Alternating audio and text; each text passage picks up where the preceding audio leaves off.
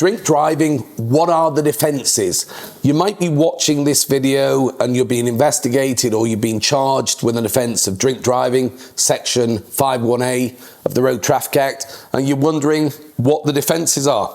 Now, if I say this before we go on, at Carrick Davis, we certainly don't advocate drink driving in any way. You should always be responsible. But if you do find yourself in a position of being charged with drink driving, of course, everyone is entitled to investigate and consider the defences that are available. Because the long and short of it as well is that the consequences of being convicted of an offence of drink driving can be significant. Setting aside the punishment aspect, the punitive element of a fine, a community order, or even potentially imprisonment, you generally will be looking at a mandatory period of disqualification from driving for a minimum of 12 months, and that can have significant impacts upon people's lives. So quite often people will ask, well, what are the defences available to me? If I want to consider defending a case, what should I be looking at? So what I'm going to do here is to try and cover, in a relatively general sense, the different avenues of defence that you may follow. Now, this is a very technical area of law, so I'm not going to for 1 second suggest that this is covering absolutely every technicality, because ultimately you should consult a lawyer on these things who can determine whether or not these defences are applicable to you. And in every case as well, you need to be considering whether or not the defence will be successful. Because let me say this, there are those out there, some lawyers, I'm not going to name them, who will suggest that they have a magical defence, that there is some magical unicorn, and they will definitely get you off with this charge. That simply is not true. Nobody can ever guarantee an outcome in cases of this nature. So you need to educate yourself. You need to be certain that you're pursuing a course of action that you should be pursuing, and that especially with potentially high costs of legal representation, that it is worth you doing so. You don't want to be throwing your money away. Let's start with what the offence is itself. The offence of drink driving, section 51A of the Road Traffic Act. Well, in any part of law, certainly criminal law, we break down the elements of the offence. So drink driving, the terms of the offence are these: that you drive a mechanically propelled vehicle whilst the proportion of alcohol in your breath exceeds the legal prescribed limit. So our first thing to address is driving. It's for the prosecution to prove these elements of the offence. So the first thing they need to prove is that you're driving the car. In many cases, that is very straightforward. Police officer driving behind you, they see you drive, they stop you, they come and speak to you, they will give evidence that you were driving that car. In other cases, it can be a little bit more veiled, because it could be the case that it's an independent witness that's given evidence that you're driving. There might be issues of identification, or indeed it might be a case where the police are relying on your own admission that you'd driven the vehicle, in which case we can get into issues of admissibility. So if that's something that might apply, you need to speak to a lawyer, and the lawyer will be able to tell you whether or not that's relevant in your case. The next part is that you're driving a mechanically propelled vehicle. That bit, relatively straightforward. We all know what a mechanically propelled vehicle is. Most of the time it's going to be a car, but it can be other things. Anything intended or adapted for use on a road is characterised in law as a mechanically propelled vehicle. In some cases, the police will say that an e-scooter is a mechanically propelled vehicle, and that's another topic that I've covered in other videos. So that's that part. So there we have driving and a mechanically propelled vehicle. One thing that can sometimes come up for some people is this thing of driving on a road or a public place. Well, a road is common sense. We all know what a road is in general terms, but what about a public place? Sometimes people will ask the question, well, actually, I was in the local Asda car park, I was going through the McDonald's drive-through, that's owned by Asda, it's owned by McDonald's, it must be a private location becomes someone owns it. Well, that's not necessarily straightforward, because actually the test in law as to whether or not somewhere is public or private is whether or not you can distinguish the users of the place from the public at large.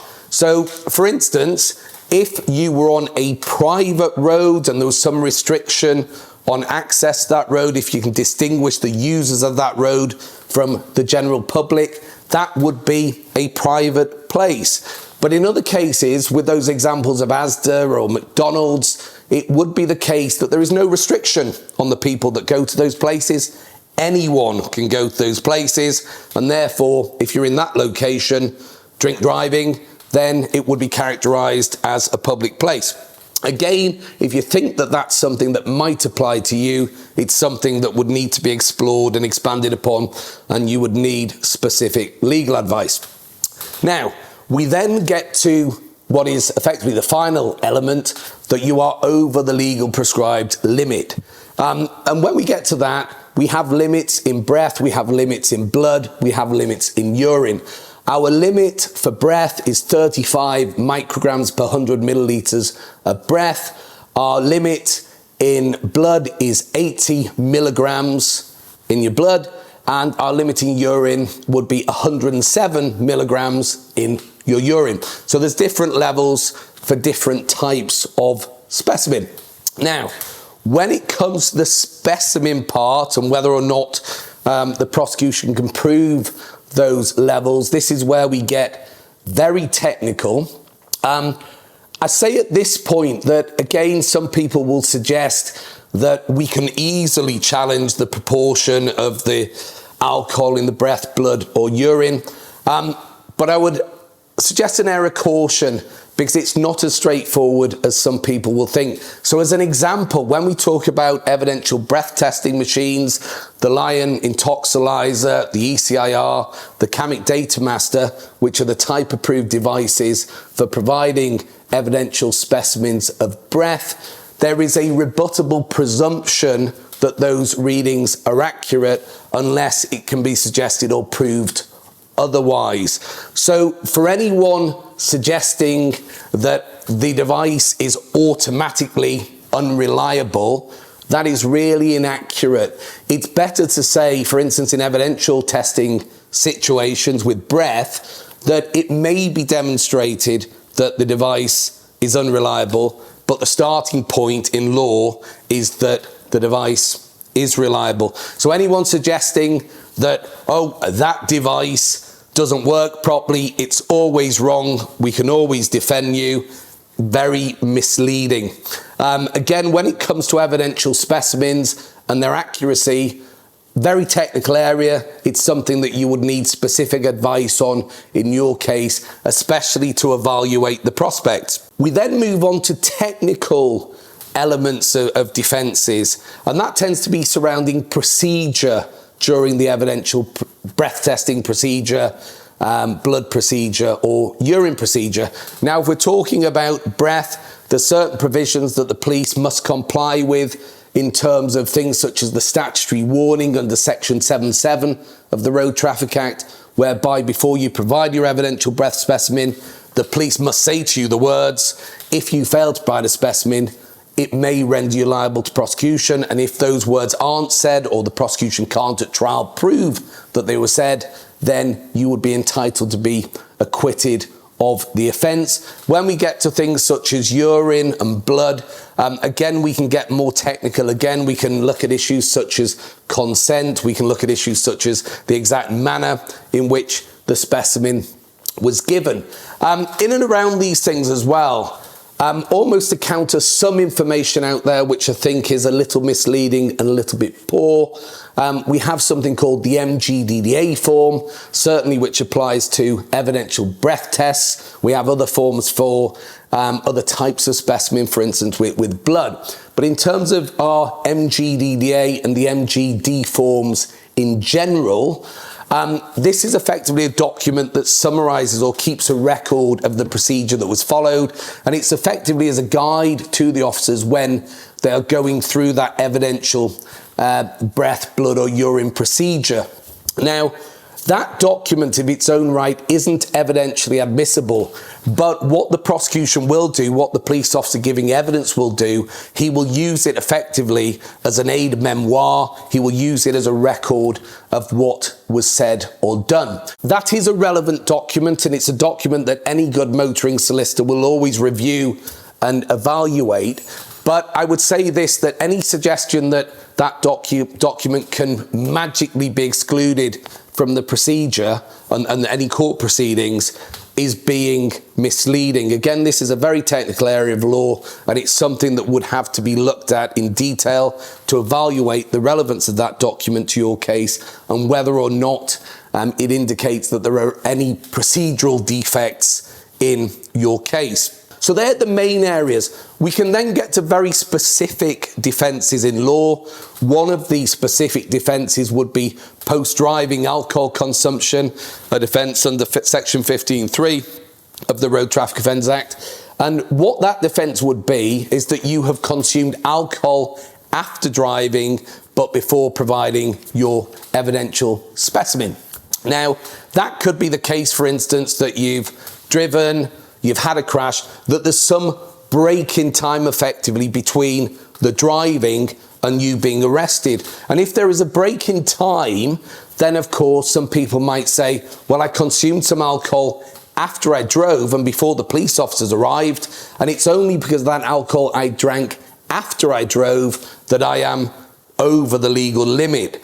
Now, with that particular defence, it is for the individual, the driver, the person accused, to prove on a balance of probabilities that had it not been for that alcohol they drove, that they drank before driving, then they wouldn't have been over the legal limit at all. And again, we get into quite technical areas and the requirement in many cases to produce expert evidence supporting that, something that we call a back calculation, demonstrating that it's that alcohol that is responsible for you being over the limit. Finally, I think what I would say in the round is this is an area as well, when we look at the really technical defences, where experts might get involved. And the court indeed will expect to see expert evidence supporting what you say. Now, on the subject of experts and experts' reports, what I would certainly say is you don't necessarily want to get an expert report in every case. And the reason I say that is because experts cost money.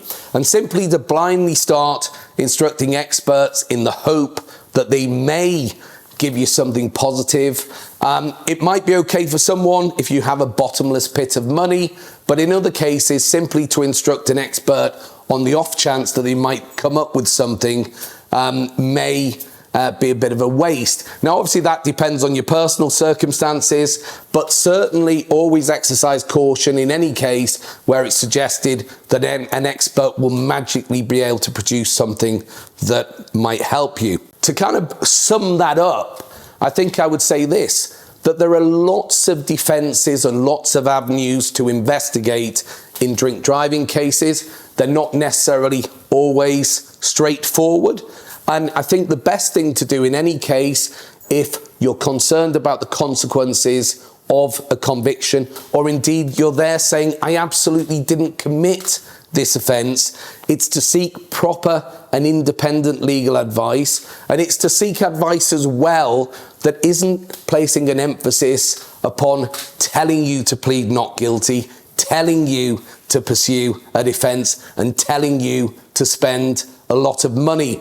Because what you want to do in any case is to evaluate the position that you're in, and then at that point decide what is best for you with proper advice. Not simply advice saying, oh, we'll definitely get you off, pay us £10,000 and you'll be fine, because you might end up at the end of that process with your fingers being burnt. What you want instead is evaluated advice, advice given with integrity, and advice given in your best interests. So hopefully that gives a good overview of the types of issue that might arise in drink driving cases. Hopefully that arms you with some good information.